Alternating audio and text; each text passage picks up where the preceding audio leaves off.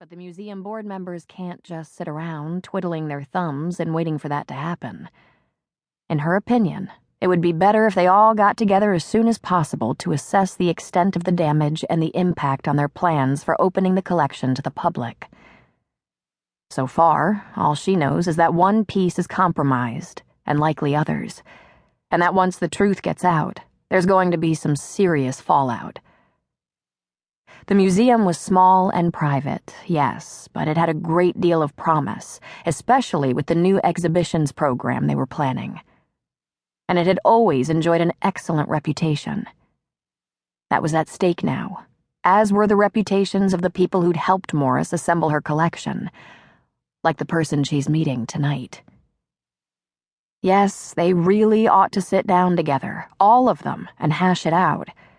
One-on-one discussion with individual board members would just slow the process. She makes a noise like a chuckle, low in her throat. And this cloak and dagger business, meeting in a dimly lit parking lot at 10 o'clock at night, well, it's overkill. That's what it is. She fiddles with the radio dial, tunes it to KMFA in Austin, which plays classical music around the clock. Playing now, a Telemann concerto for oboes and violins. She sits back in the car seat, listening, and thinks again, with sharp and painful regret, about the Izquierdo painting. Muerte llega pronto, her favorite of what she had believed, what everyone believed, to be an excellent collection, a unique collection, entirely beyond reproach. That painting, with its stark and bloody allegory, had reached into her heart and touched her in a way she simply couldn't describe.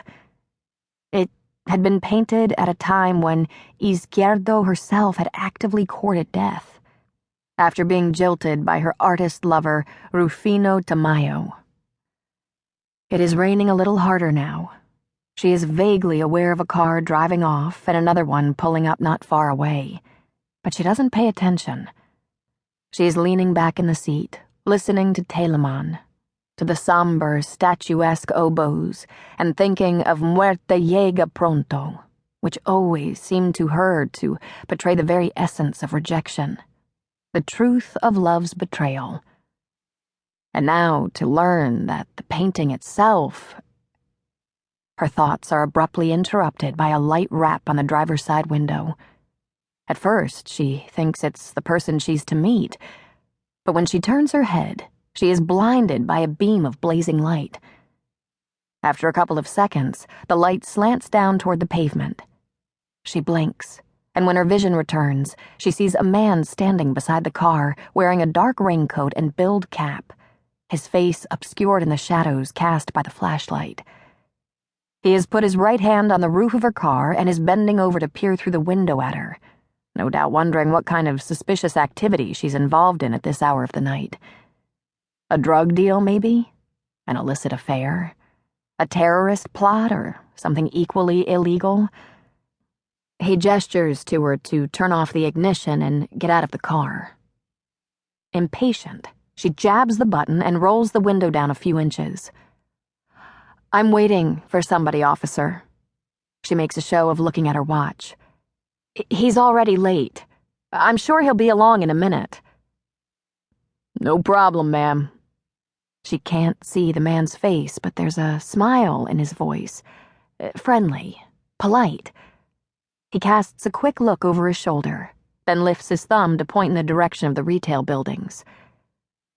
"But we've got a little bit of trouble over there. I need you to get out of your car." "Trouble?" She frowns. "Well, then why don't I move the car? I can just as easily park on the other side." "I said get out," the guard repeats, still polite, but firm now and not quite so friendly. "No argument, please."